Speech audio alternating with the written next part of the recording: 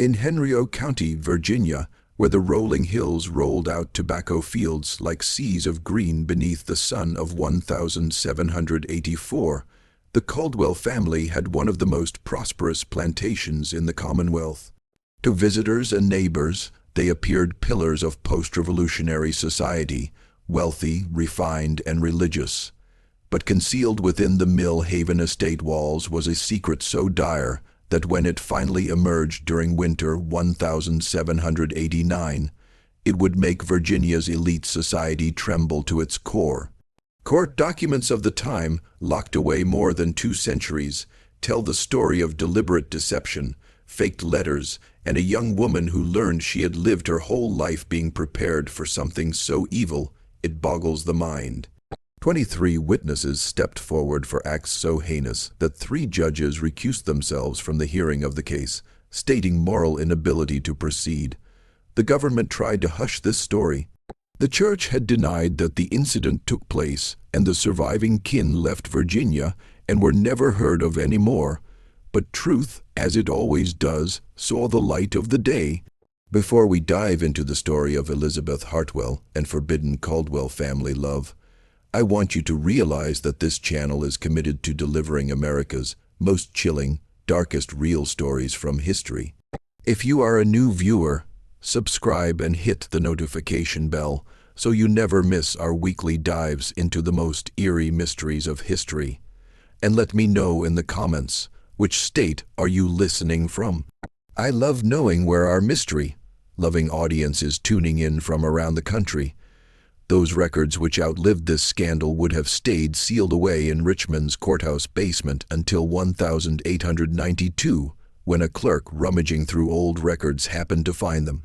His submission to the Virginia Historical Society labeled the contents too provocative for public reading and sealed them again for another 50 years. The novel starts in the fall of 1776, when Virginia was still shaking off the upheaval of revolution and the promise of freedom. Mill Haven Estate, spreading over almost 3,000 acres of coveted tobacco land, was in the Caldwell family for 3 generations. The first land grant, which was signed by the very hand of Governor Alexander Spotswood in 1722, had incorporated the family into colonial aristocracy, a position they had managed to maintain by way of careful marriages, shrewd business deals, and a dogged determination not to lose what they had worked to gain. The patriarch Jonathan Caldwell was himself a man of considerable influence, a member of the Virginia House of Burgesses before the Revolution, a tobacco merchant with acquaintance stretching from Richmond to London, and a widower whose wife Catherine had died in childbirth just months before the Declaration of Independence had been signed. Jonathan was 42 years old and had the kind of authoritative presence that men could not help but listen when he spoke, and women could not help but look down when he passed by. He was over 6 feet tall with dark hair just beginning to show silver at the temples and steel-gray eyes. He conducted himself like a man destined for greatness. His late wife had been a Harrison, a member of Virginia's oldest families, whose family traced back to the original Jamestown colonists. Catherine Harrison Caldwell had brought substantial dowry and impeccable social status to their union, elevating the Caldwell name to the height of colonial society. Their marriage, though brief, had been the talk of high society in Richmond, joining 2 of the most powerful tobacco dynasties of the Commonwealth. The war had disrupted established trade links and offered unprecedented opportunities for those with the ingenuity to take advantage of the shifting political landscape. Jonathan had been among the first of the Virginia planters to recognize that the new republic would need new money, new connections, and new ways of exercising old power. More than most of his aristocratic contemporaries who had stuck by the crown out of convention, Jonathan had joined the revolutionaries from the beginning, not from visionary zeal for liberty and democracy, but from hard-headed pragmatism. He knew that freedom would introduce new law, new courts, and new opportunities to men with the intelligence to make a profit out of them. His gamble had paid handsomely. While other planters struggled to sell their tobacco during war, Jonathan had established contacts with French merchants with the help of brokers in Philadelphia. At times when money was worthless, he had insisted on payment in gold and land grants. While other states had sunk into debt and disorder, Millhaven had prospered, expanding its estates by purchasing surrounding land at a fraction of its wartime value. Good luck, however, had its own downsides. Lacking an heir male, Jonathan risked losing Millhaven estate to cousins far distant in the event of his death, a fate which his own grandfather, the original Jonathan Caldwell, had warned against in letters which were still in the family strong box. The old man had insisted on so many things: land value, bloodline, and sheer necessity of keeping family wealth concentrated regardless of what it cost. A split fortune is a lost fortune. He had inserted his final letter to his grandson. See that the Caldwell name and the Caldwell lands remain together forever, no matter what this union demands of you. The burden of this family obligation rested so heavily on Jonathan's conscience as he considered his own future. He had assumed that he would remarry. Indeed, there had been discreet overtures from some of the leading families in Virginia about their marriageable daughters, but Jonathan could not reconcile himself to taking a second dominant woman like Catherine into a joint authority situation. He had grown accustomed to having sole charge of his estate, and the prospect of again sitting down with a wife who had her own family connections and ideas about the running of an estate was of no attraction. Worse still was the question of loyalty. Any woman he married would carry her family's interests in the marriage, and this might compromise his aim of preserving the Caldwell inheritance in its current form. What Jonathan needed, however, was not a wife, but an instrument, someone wholly devoted to his thoughts, solely dependent upon his patronage, and bound to him by ties that were greater than contractual marriages. It is against this background of calculation, filial obligation to ancestors, that fate, or something more likely something more purposefully staged, brought Jonathan and Elizabeth Hartwell together. November rainy nights lashed at the windows of Millhaven's large home, hammering with increasing force as the storm that would topple all gathered strength. Jonathan worked in his walnut-paneled study, studying shipping manifests by the light of 3 silver candelabras, French pieces that had been a gift to the home's furnishings from Catherine.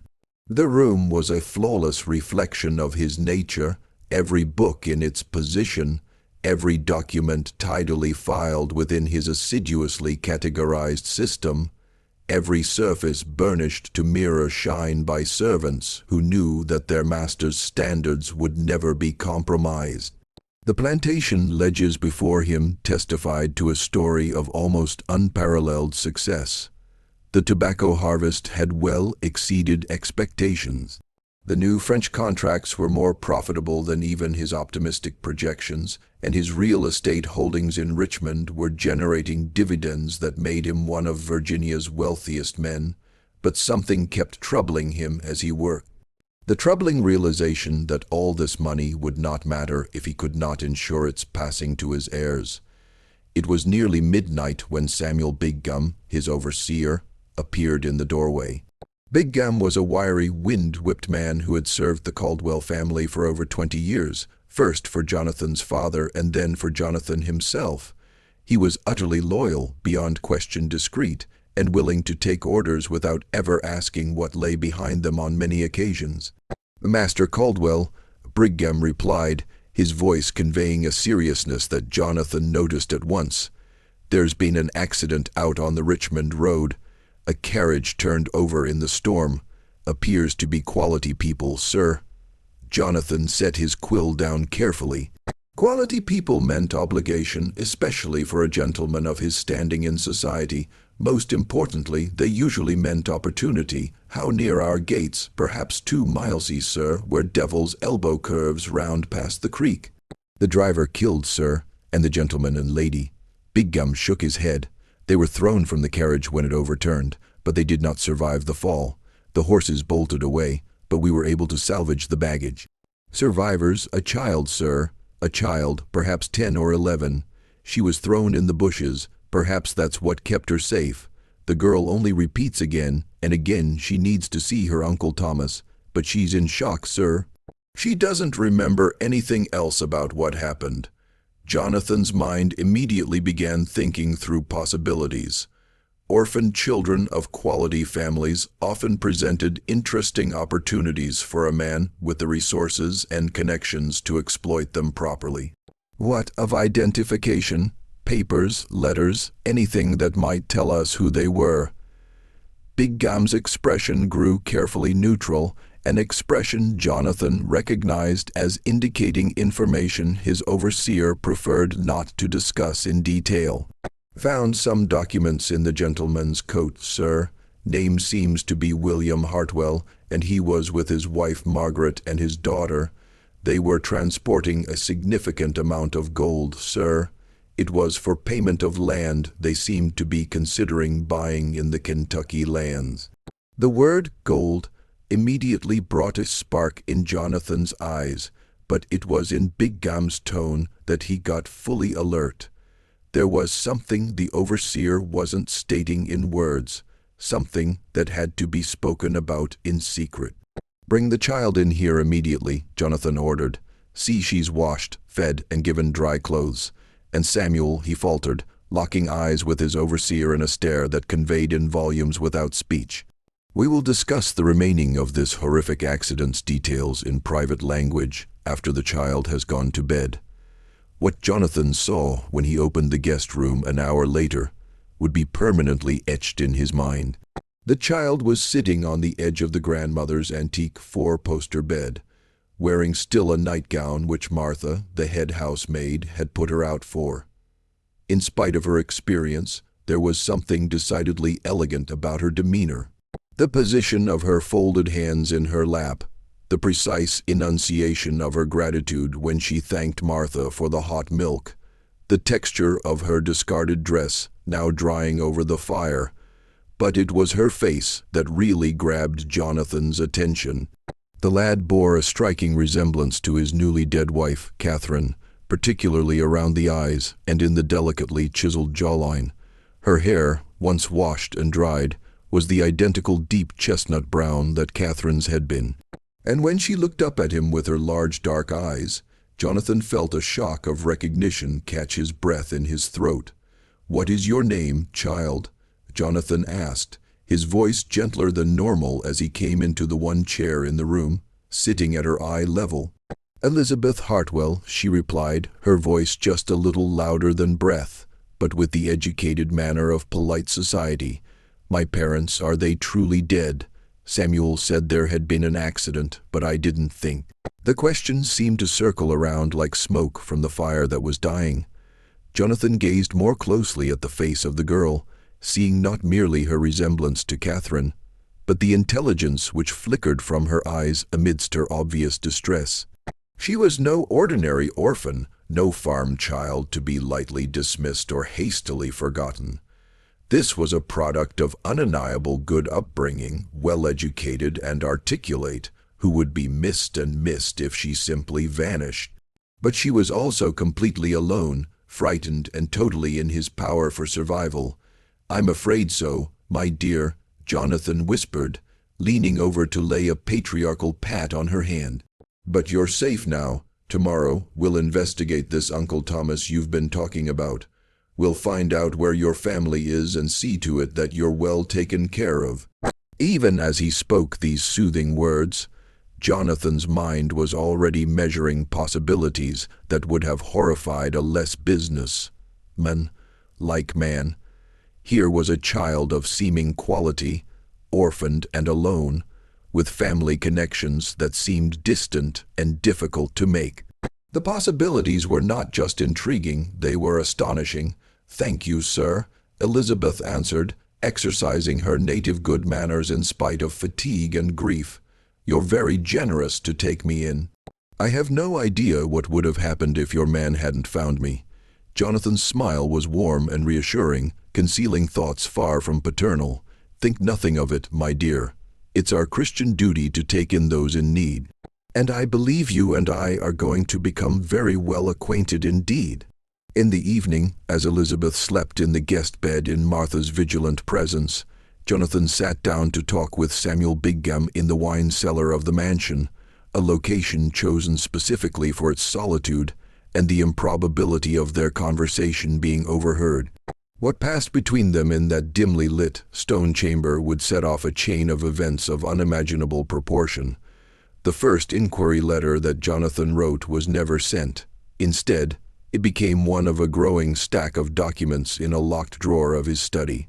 Documents that told a much different story than the one that he told to his neighbors and the authorities in the area. Through hard and steady research, Jonathan found that Elizabeth's parents, William and Margaret Hartwell, had been on a trip to see relations in the western counties when they perished under their tragic circumstances.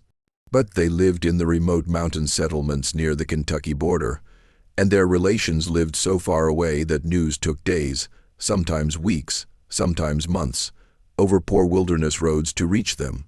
More to the point, the Hartwells themselves were recent immigrants to Virginia, having recently arrived from Maryland 5 years prior in order to establish a small but profitable shipping firm in Norwalk. This meant minimal local connections, a limited social circle, and the understanding that their spontaneous disappearance would be attributed to the dangers of frontier travel rather than crime. A month after the accident, Jonathan had produced a master forgery that was witness to both his ingenuity and complete absence of moral constraints. He presented himself before the county clerk as Elizabeth's appointed guardian, with well-forged papers proclaiming that her mysterious Uncle Thomas had died deep in the Kentucky backwoods a few weeks ago with a fever, and her parents' carriage mishap only happened after his death. The timing was perfect, tragic enough to be pitied, recent enough to explain why no one had been told, and distant enough so that it could not be verified. As her only remaining connection to Virginia society, Jonathan had taken kindly to the task of caring for the girl as his ward, a Christian act that added to his reputation as a gentleman while serving his own interests perfectly. The county clerk, overburdened with the administrative chaos left by war and impressed with Jonathan's standing in the community, accepted the papers without demur and officially designated Jonathan as the legal guardian of Elizabeth. The transition was gradual and carefully planned.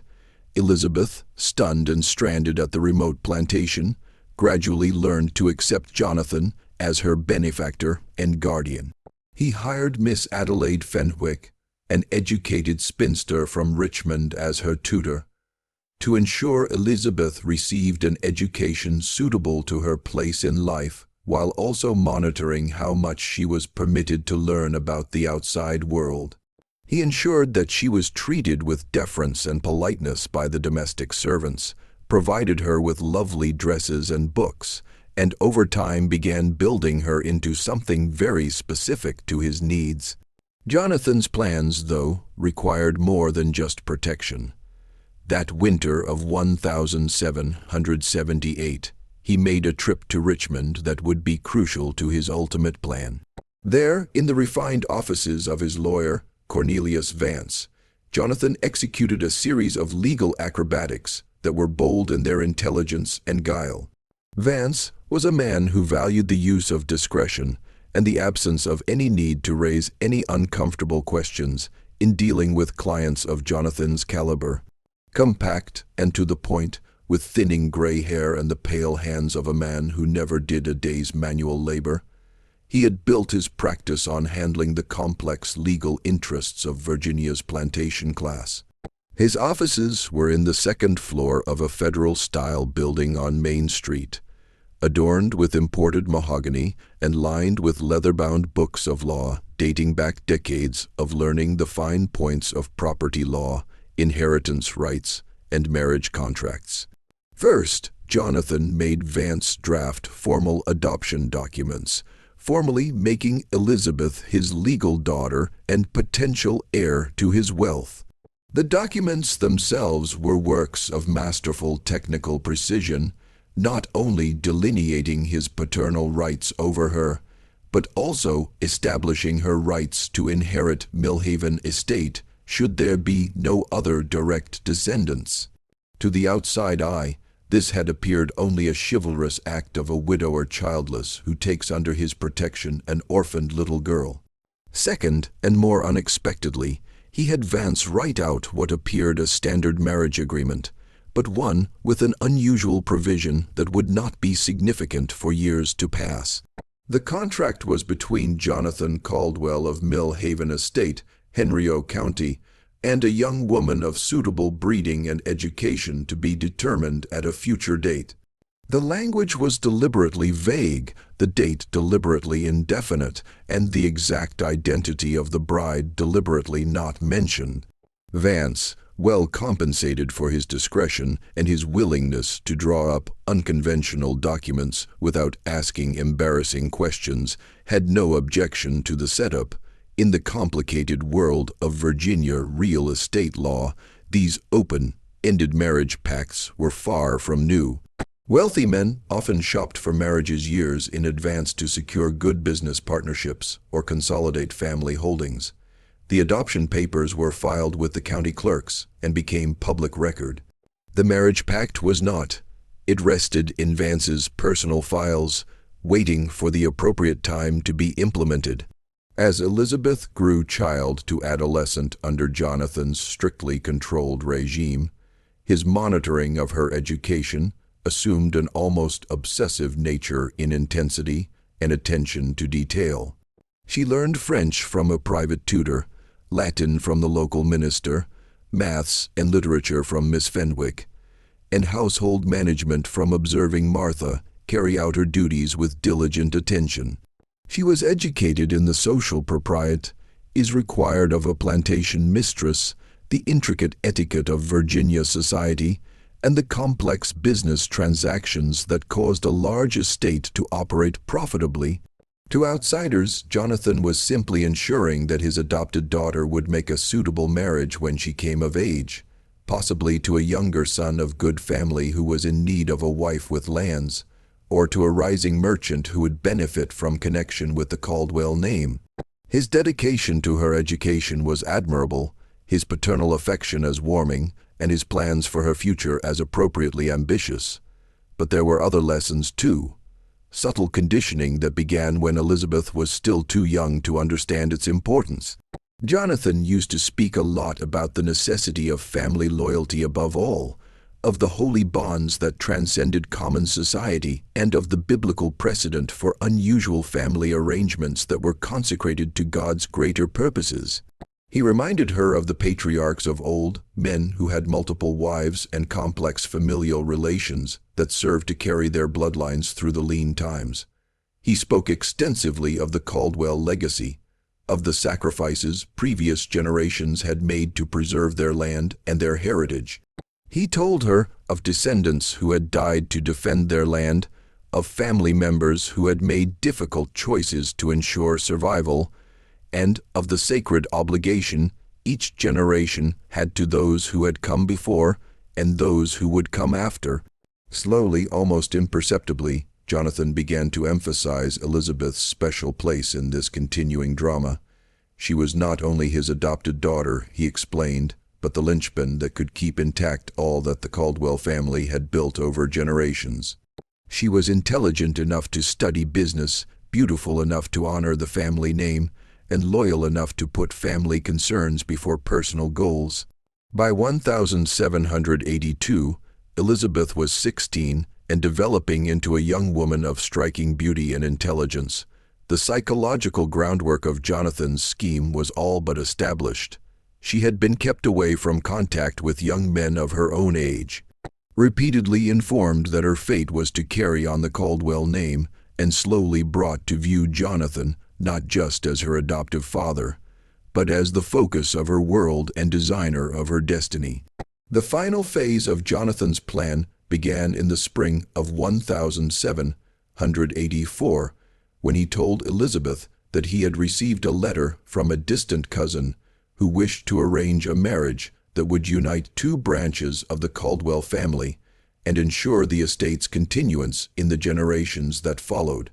The proposal, he explained, was the outcome of years of careful planning and would secure her future and pay the debts she owed to the family who had raised her. Elizabeth obtained her first glimpse of her, intended in the shape of a handsome miniature portrait, which Jonathan produced in his study on a warm April morning. The heavy gold-framed portrait, and obviously the work of an artist's hand, depicted a man who bore an uncanny resemblance to Jonathan himself. The same strong jaw, the same piercing dark eyes, the same quiet aura of command that seemed to emanate even from the small painted figure. His name was Jonathan Caldwell, her adoptive father said, his voice carefully neutral as he watched her examination of the portrait. He's a cousin from the western counties, a gentleman of good reputation and great means who has built quite a successful tobacco business in the mountains. The marriage would unite our family lands and ensure that Mill Haven Estate is passed on intact for generations to come. Elizabeth studied the portrait with growing perplexity, noticing details that were somehow familiar and yet impossible. The man's clothing was expensive but slightly outdated, his posture formal in the manner of portraits painted a decade earlier. Most perplexing of all was the uncanny resemblance to Jonathan, so strong that they could have been brothers rather than mere cousins. "But his name is the same as yours, Papa," she said, using the affectionate name she had called him since childhood. "How can this be? I would have imagined our family naming conventions were more varied." Jonathan's response was genius and revolting in its rational simplicity. The cousin, he explained, had been named for the same ancestor, a common practice among colonial families eager to honor their ancestors and maintain connections throughout the generations. This Jonathan Caldwell had inherited land in the Shenandoah Valley and built a successful tobacco trade there, but lacked the social connections and cultural sophistication that came from generations of established wealth and standing in Richmond society. The marriage would benefit both. Jonathan continued with the smooth persuasiveness of a practiced manipulator. The cousin would gain access to Virginia's aristocratic society and the business connections that accrued to the Caldwell name, and Elizabeth would help keep the family estate intact and ensure her own future security. Most of all, the wedding would hold the family wealth together rather than seeing it dispersed among other far-flung relatives who would not have the same interest in preserving the Caldwell name. "But I would be leaving you," Elizabeth said, and Jonathan was pleased to detect the genuine anguish in her voice. He had worked patiently over the years to build up her emotional reliance on him, so that the idea of parting would be not only painful, but almost impossible to contemplate. "Not leaving, my dear," Jonathan murmured, his tone soft with paternal affection, concealing deeper, darker currents of enjoyment. "Extending the family. This marriage has been carefully arranged to have you never far from those who are most dear to you. In fact, the settlement makes provision for your new husband to spend a great deal of time here at Mill Haven, helping to oversee the joint ventures of both estates." The wedding preparations began immediately, but were not like any that Elizabeth had witnessed on her rare visits to other plantations in the area, or her occasional visits to Richmond society events. Rather than the big public event traditional in Virginia Plantation Society with its long list of guests, weeks of celebration and revelry that might involve hundreds of family, friends, and business associates. This would be a private ceremony at Mill Haven Estate, with only a very few carefully selected witnesses. Jonathan blamed this unusual arrangement on the demands of both practical and social conditions. Many of the leading families were still scattered by the late war.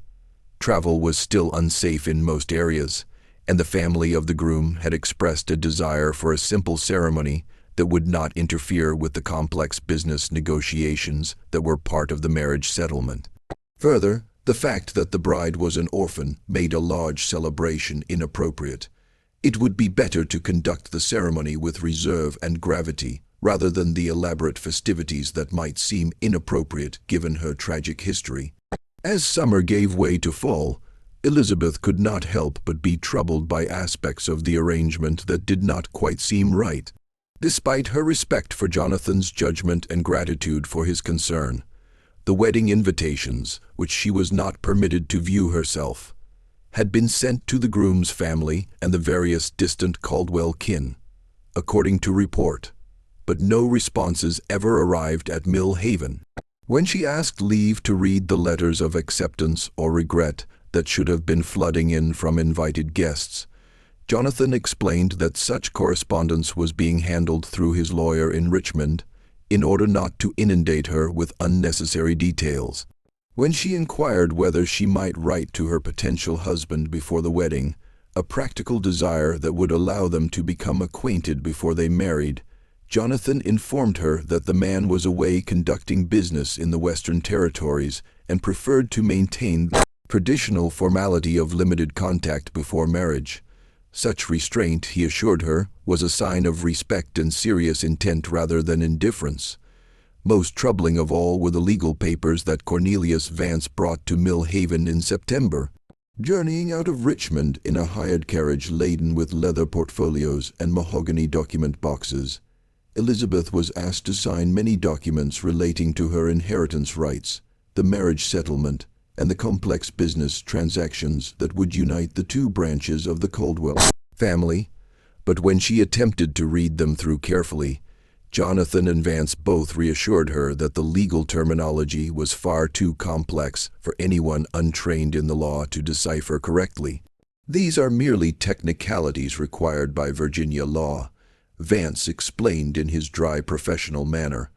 "Boilerplate documents establishing your rights both as an heir to the Caldwell estate and also as a bride entering into a marriage contract involving substantial property settlements. Your signatures are necessary to ensure that the arrangements are legally enforceable, but the conditions themselves have been agreed upon by your father and me to ensure your complete protection." Elizabeth's attention was caught by one document in particular, a deed to property that seemed to transfer her inheritance rights as Jonathan's adopted daughter to someone completely different. When she questioned this ominous twist of affairs, Jonathan's answer was smooth and rehearsed. Her legal status would change upon her marriage from daughter to daughter-in-law of the Caldwell family, and the papers simply reflected this change, while also ensuring her ultimate inheritance rights were left intact. But Elizabeth was more intelligent than Jonathan might have wished, despite years of guarded conditioning. The education he had provided her was enough exposure to legal theory and property law to recognize that something in these provisions was inherently wrong. The language of the documents seemed deliberately imprecise. The documentation was rushed in nature, and the explanations she had gotten were more along the lines of discouraging inquiry rather than permitting actual understanding. It wasn't until later that night, in the privacy of her own bedroom, that she began to piece together a puzzle whose entire atrocities she could not have conceived. The reality began to unfurl on a cold October evening when Elizabeth made a finding that would change all that. Having slept not a wink due to a combination of wedding nerves and nagging doubts about the arrangements Jonathan had made, she had crept into his study to get a book of poetry, supposing he would be asleep. The large house was still, except for the groans of settling timber and the distant whisper of wind through the bare branches outside. Instead of the empty room she had expected, she found Jonathan sitting by the light of candles, studiously poring over documents spread out in neat, precise rows over his mahogany desk. 3 silver candelabras illuminated the scene, casting flickering shadows on the leather-bound book-lined walls and family portraits whose eyes seemed to watch with disapproving gaze. She stepped forward to announce her presence when she witnessed something that made her blood run ice and breath catch in her throat. Among the papers was the small portrait of her fiancé, but alongside it was a tiny mirror at an angle where Jonathan was contrasting his reflection with the painted image. More disconcerting still, she could see that he was making minute adjustments to his hair and expression, obviously practicing to get the pose in the portrait exactly right.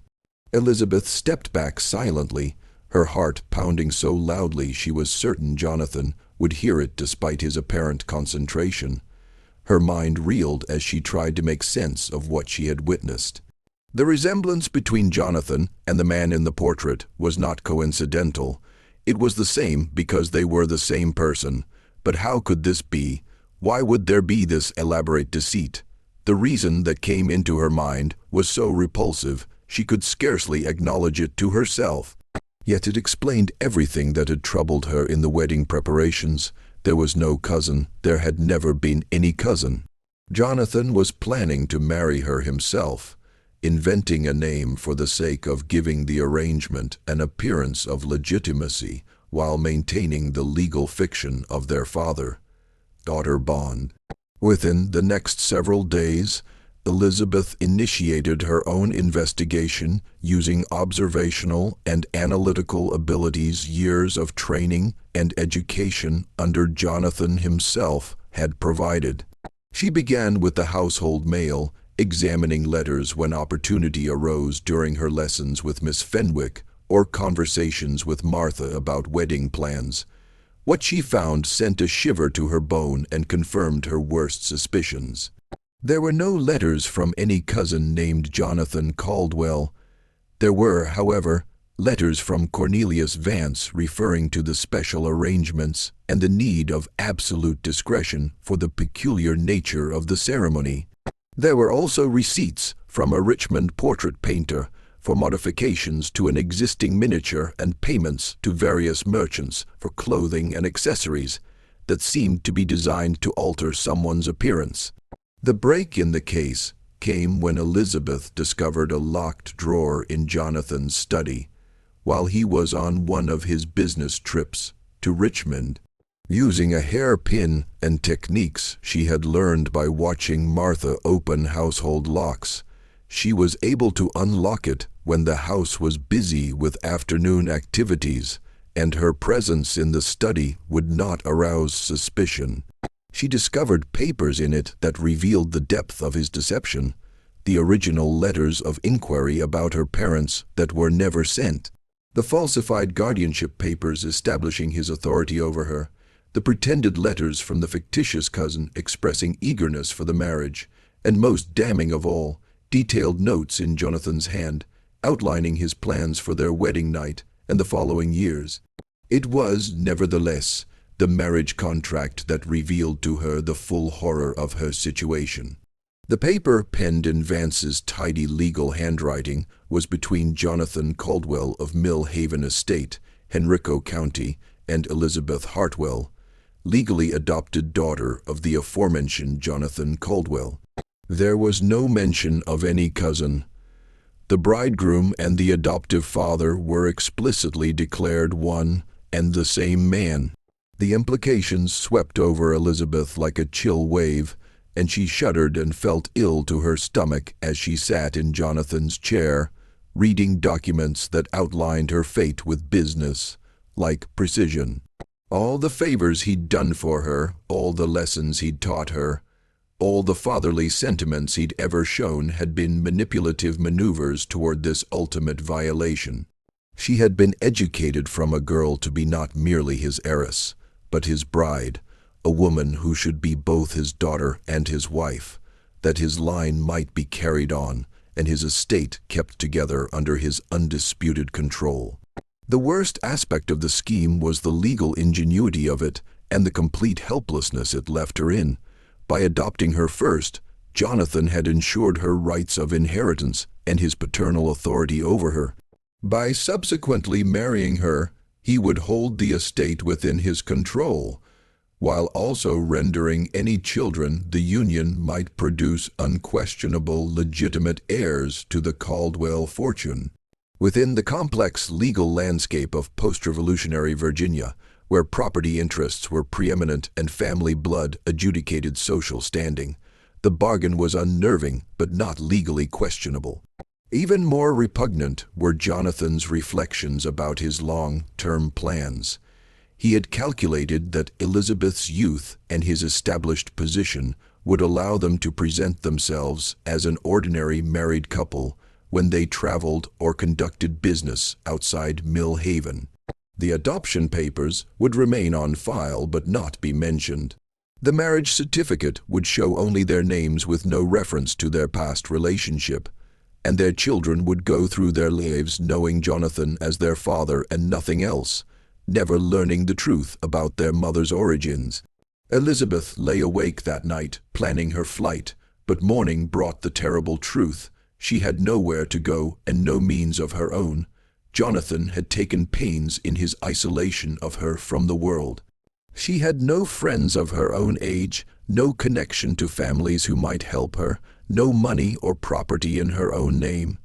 Even if she could prove what he intended to do, the very papers which would be evidence had been drawn up to implicate her as a willing partner in the bargain. The wedding was to be held on the 15th of November, just 3 weeks away. Time was of the essence, and Jonathan's trap was nearly perfect in its fiendish precision. Elizabeth's rescuer came in the form of a surprise visitor who appeared at Mill Haven Estate like an answer to ardent prayers. On November 3, a traveling minister named Reverend Thomas Hartley appeared at their gates, asking for shelter for the night as he moved from one parish to another through the Virginia countryside. His surname made Elizabeth's heart race in a mix of fear and hope. Could this be a clue to her true family? Reverend Hartley was a man perhaps 50 years old, graying and weathered complexion, of one who spent his life riding rough roads from far-flung settlements.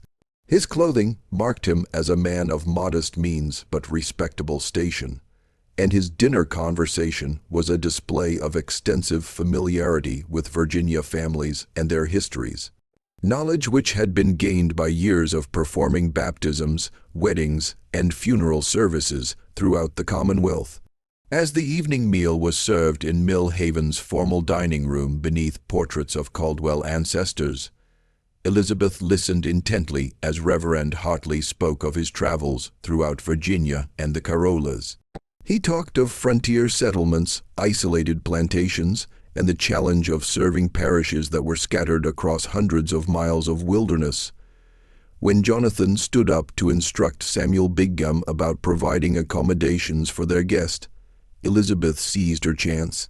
"Reverend Hartley," she said quietly, her voice under tight control despite the fear and excitement that trembled within her. "Excuse me, but were you familiar with a family named Hartwell? I believe they would have been distant relatives of mine." The minister's worn face brightened with recognition and genuine warmth. "Ah, yes, I did, child. William and Margaret Hartwell, tragic loss, that carriage accident a few years back. They were good people, devout Christians who attended my services whenever they were in Norfolk on business. They spoke often of their daughter, Elizabeth. An intelligent girl they were relocating to live with Margaret's brother in the Kentucky territories, as soon as they completed some business deals in the West." Elizabeth's composure nearly failed her as she heard confirmation of news that Jonathan had said was impossible to verify. Her brother, not her Uncle Thomas. Brother Thomas, yes. Thomas Whitfield was his name, though Margaret had kept her maiden name of Hartwell when she married. Not uncommon in families where the woman brings considerable property to the union. Last I heard, he was still operating a trading post near Harrisburg, still waiting to hear about his sister's family. Quite worried about them, actually, since they never appeared at their planned meeting. "Why do you inquire, little one?" Elizabeth did not have time to respond before Jonathan came back into the dining area, and the subject of the conversation altered. Yet Elizabeth had heard enough to confirm her worst nightmares while discovering that she had family, real family, alive and searching for her. And the Uncle Thomas whom Jonathan claimed was dead was Margaret's brother. He had a totally different last name, and he not only was alive, but was busy trying to gather information regarding her parents' vanishing. It was on this evening that Elizabeth made a frantic decision that would utilize every ounce of intelligence and bravery she possessed. She would visit Jonathan in person, not to beg for mercy or attempt to negotiate her liberty, but to obtain the testimony she would need to bring Reverend Hartley's notification of her ordeal to the Richmond authorities. If she could get the minister to carry news of her plight to the authorities in Richmond, she might have a chance of evading the trap that had been closing for 13 years. She waited until the house slept, then moved quietly through the darkened corridors to Jonathan's study, where she had found him working late into the night, reading business correspondence and plantation ledgers. She found him exactly as she had expected, reading the final particulars of their wedding ceremonies. The fake documents spread out before him like a battle map. When he looked up and saw her standing in the doorway, still clad in her white nightrobe and wrapper, his expression shifted from surprise to something much darker, a chilling calculation that was a harsh reminder that she was completely alone with a man who might kill. "Elizabeth," he answered softly, resting his quill on the desk with deliberate slowness, "you should be sleeping. Tomorrow there is much that we will have to prepare for our wedding ceremony." The possessive emphasis he placed on the adverb "are" sent a shiver through her, but Elizabeth steeled herself to remain resolute. "No, cousin," she answered, her voice surprisingly strong given the terror that coursed through her veins. "There never was. You intend to marry me yourself." Jonathan's veneer of paternal affection finally cracked completely, revealing the cold predator that had always lurked just below the surface. The transformation was ghastly in its entirety. Gone was any indication of paternal love, replaced by the calculating attention of a man whose masterfully built plans had been discovered, but who still felt safe in his ability to control the situation. "You notice things more than I had anticipated," he said, rising slowly from his seat. His large body cast long shadows in the light of the candle, and Elizabeth was brutally reminded of the physical helplessness she had against him. "Yes, there is no cousin, and yes, within 12 days you will be my wife. You will also be my daughter, my heiress, and mother to the children who will carry the name of Caldwell. It's a deal that benefits everyone's interests perfectly, everyone's interests but mine," Elizabeth replied, shocked at how candid she was being in the face of such immediate danger. Jonathan's smile was as cold as winter moonlight, icy and lacking in any life or humanity. "Your interests are my interests, Elizabeth. They have since the night I took you up, penniless and alone on the road to Richmond. Did you think your rescue was chance? Did you think that I took it in hand to bring you up to school and to support you out of simple Christian good neighborliness?" The implication in his voice smote Elizabeth like a blow, confirming suspicions she had scarce dared to acknowledge. "The carriage accident, you knew beforehand." "I planned it," Jonathan explained in the casual tone of a man discussing the weather. "You and your folks were traveling with a great deal of money, payment for property they were to purchase in Kentucky. My men were to weigh the carriage and withdraw the money, but you were a bonus. When I realized that you had witnessed how ridiculously you resembled my beloved Catherine, I knew Providence had bestowed upon me something far more valuable than gold." The entirety of her situation fell into place in that moment with cold clarity. Her parents were not killed in a random accident. They were murdered on Jonathan's orders for their money. She was kidnapped, not rescued. The entire 13 years of her life had been built on violence, deceit, and intentional manipulation of a child for purposes so abhorrent they defied comprehension. "The law will not permit this," Elizabeth said, though even as she spoke the words, she knew their futility in a world where women had virtually no rights beyond those accorded to them by their male relatives. Jonathan's laughter was genuine, the sound echoing off the walls lined with law books and family portraits. "The law, my dear, is what men such as myself choose to make it. You are legally my daughter, and that makes you subject to my absolute authority until marriage. You will legally become my wife, and that makes you subject to my authority thereafter. The documents are all properly signed, attested by proper gentlemen, and lodged with the appropriate courts. There isn't any law in Virginia or anywhere else that can find us." He drew nearer as he spoke, and Elizabeth could smell the brandy on his lips, could observe the cold satisfaction in his eyes as he considered his complete victory over her will and her future. "Most important of all, my dear, you have no place to go and no one to turn to. Your precious Uncle Thomas believes that you died with your parents 13 years ago. You have no friends, no money, no connections with anyone who might assist you. Even if by sheer luck you were able to flee Mill Haven, you'd be a destitute orphan with no proof of identity and no means of subsistence." But Jonathan had overlooked one very vital factor. Elizabeth's desperation had been matched by 13 years' education and keen observation.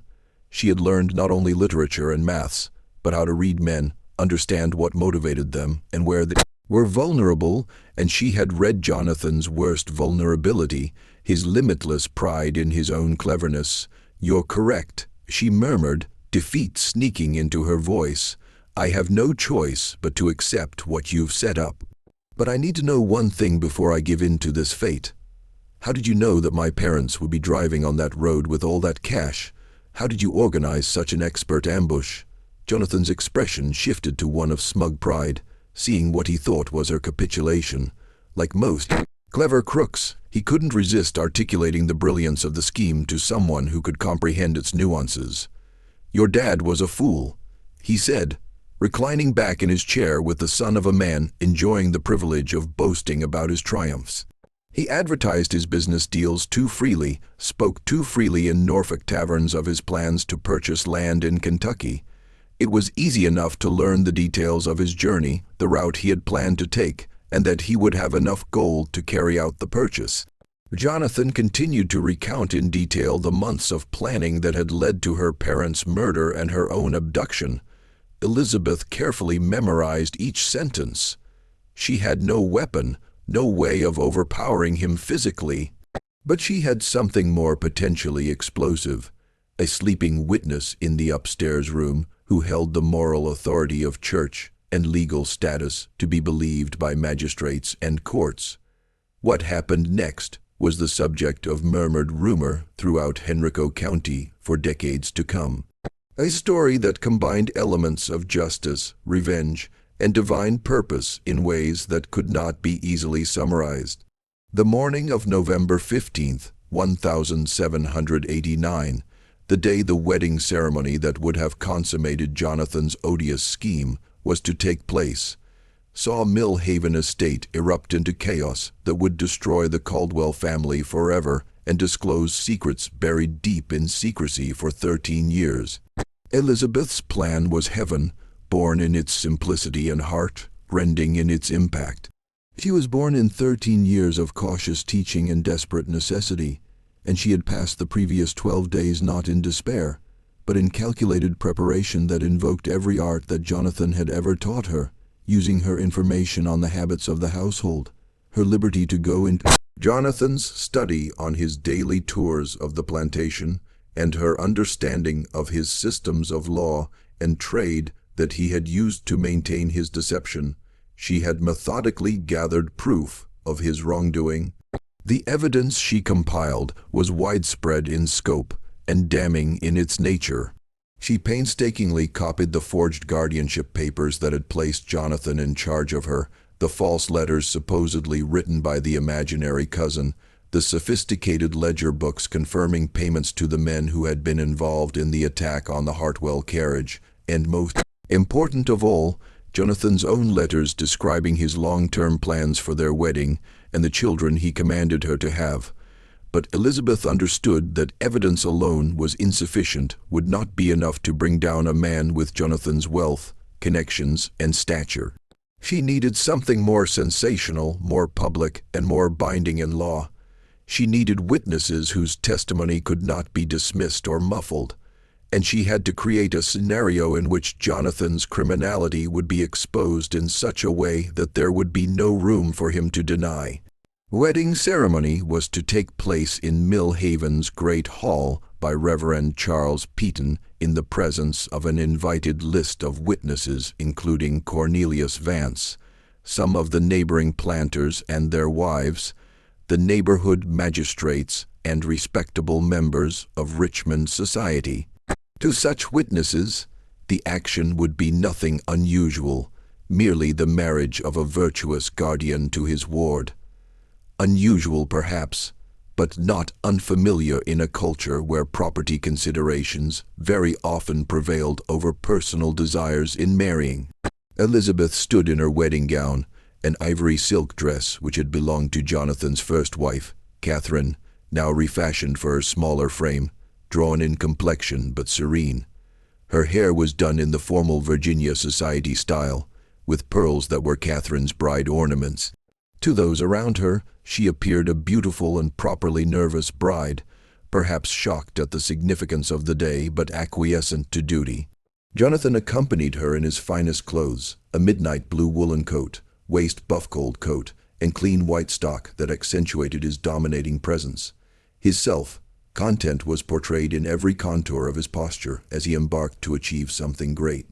A union that would protect his property, continue his lineage, and maintain his social standing while negating every ethical precept of civilized society.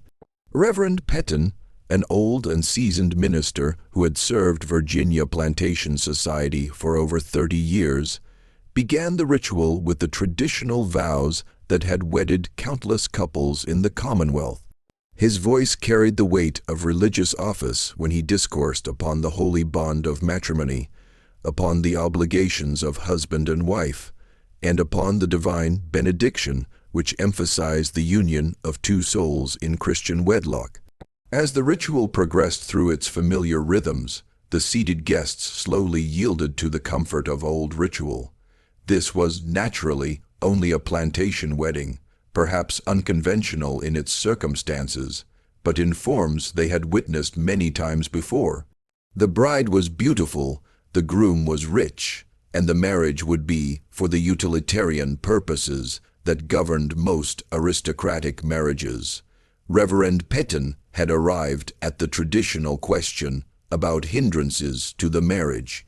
If any man can prove on reasonable grounds why they may not be lawfully joined, let him now appear, or else forever from henceforth hold his peace.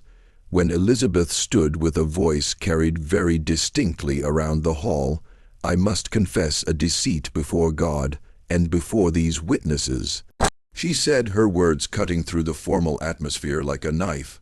I am not Elizabeth Caldwell, Jonathan Caldwell's adopted daughter. I am Elizabeth Hartwell, and this man killed my parents to steal their gold and kidnap me for the cause which you see before you today. The reaction was instant and murderous. Jonathan attempted to quiet her, telling her that she was suffering from bridal nerves and the hysteria that sometimes afflict young women who were on the eve of entering into the role of marriage. But Elizabeth had been working to this point with the sincerity of a lawyer, building a case for trial. She produced the documents she had stolen from his study and laid them before Reverend Petton and the witnesses before her with a calculated calm that rendered her accusations impossible to dismiss as so much female hysterics. Because the evidence was examined by men who could read the legal papers and bookkeeping records, the scope of Jonathan's crimes was no longer open to question.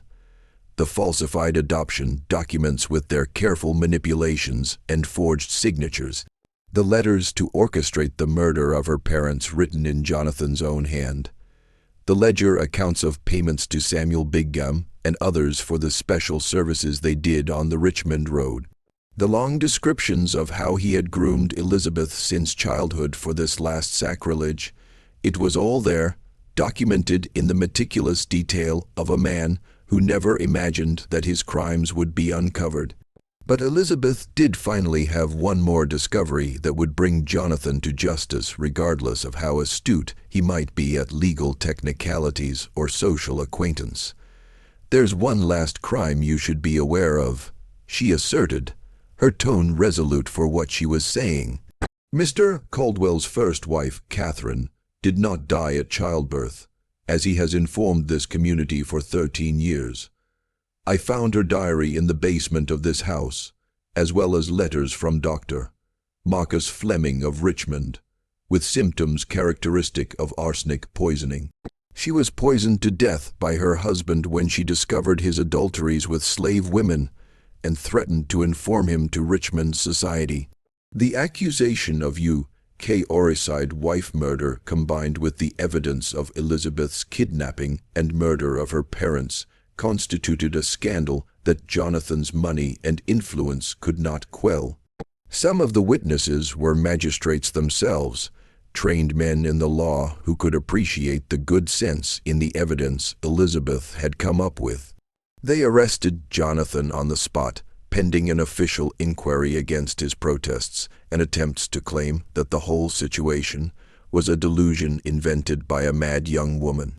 The resulting trial was one of the most infamous in the early history of Virginia, attracting the attention of newspapers as far away as Philadelphia and Boston.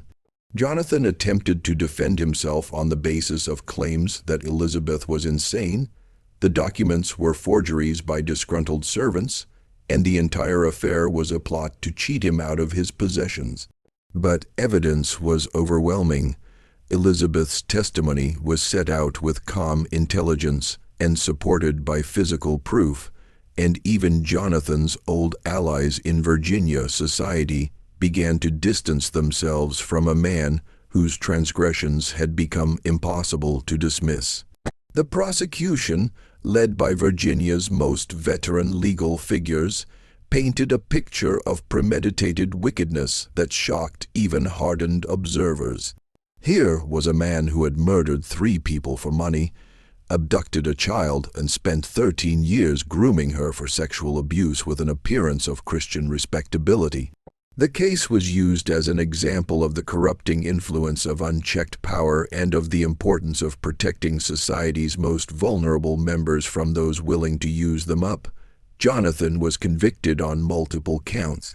First-degree murder in the deaths of William and Margaret Hartwell, kidnapping and false imprisonment for the way he treated Elizabeth, fraud for the counterfeit documents, and first-degree murder in the murder of his wife, Catherine.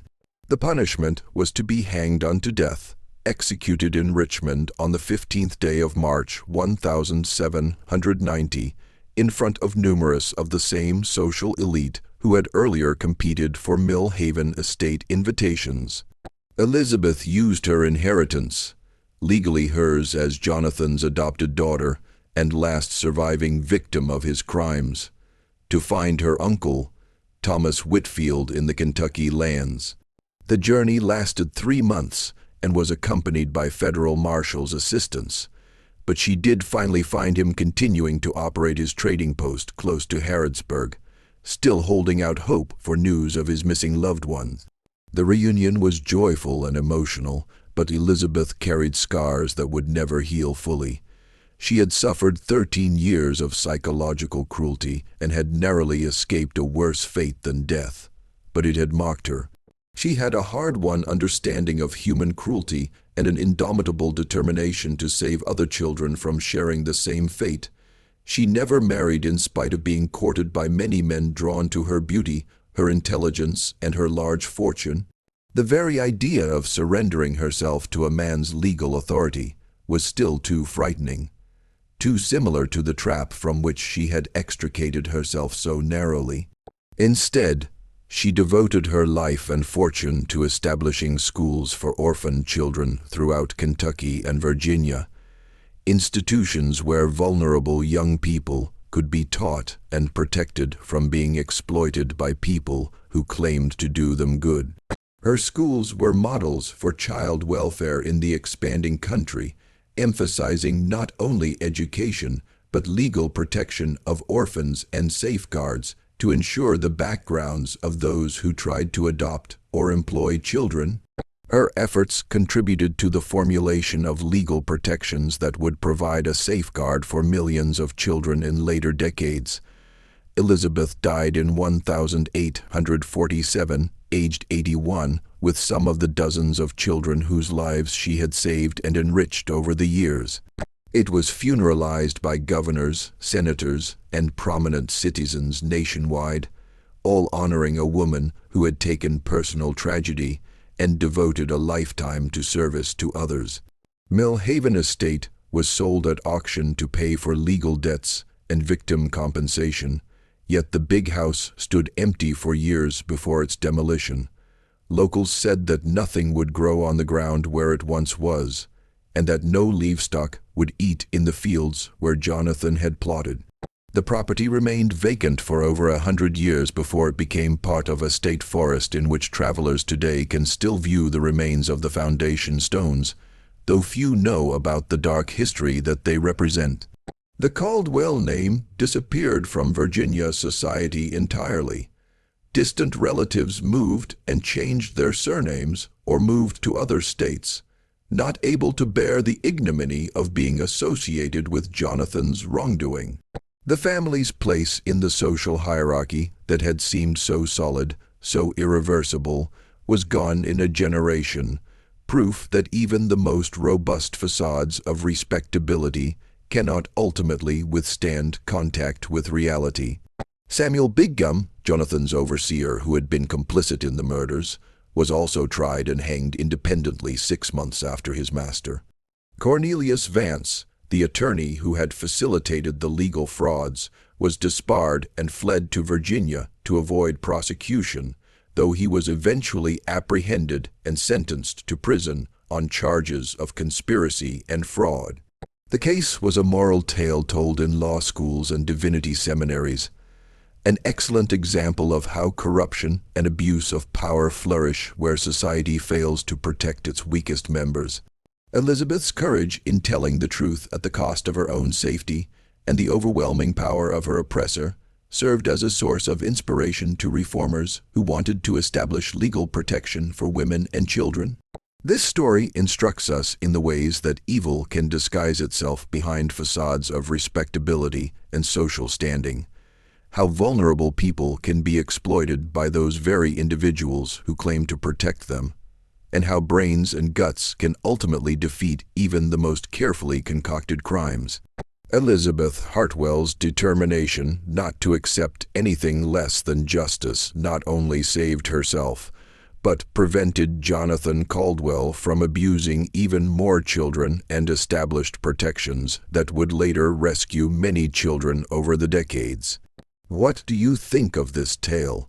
Do you believe such sophisticated deceptions and systematic abuse were possible under post-revolutionary America's legal chaos? How did you envision Elizabeth having the strength to risk it all to reveal Jonathan's atrocities when she had no guarantee of finding help from anyone or believing her from anyone? Post your response below and share your thoughts on how one woman's good sense and determination brought down an seemingly impregnable predator who had hidden his evilness in prosperity and position. If you enjoyed this dark tale from Virginia's hidden history, subscribe to Liturgy of Fear, sound the notification bell so you never miss our weekly explorations into America's darkest historical mysteries. And share this video with someone who prefers stories of bravery over cold-blooded evil. Until then, remember that the most intimidating monsters often have the most refined faces, and that the greatest heroes are sometimes those who won't remain silent when confronted with unutterable injustice.